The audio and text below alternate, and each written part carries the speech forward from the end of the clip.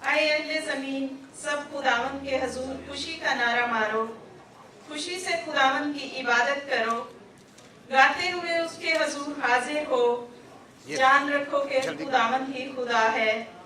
उसी ने हमको बनाया और हम उसके हैं, हम उसके लोग और उसकी चरागाह की भेड़ें हैं। शुक्रगुजारी करते हुए उसके फाटकों में और हम करते हुए उसकी बारगाहों में दाखिल हो। उसका शुक्र करो और उसके नाम को मुबारक कहो, क्योंकि खुदावंद भला है, उसकी शफकत अबदी है और उसकी वफादारी पुश्त दर पुश्त रहती है।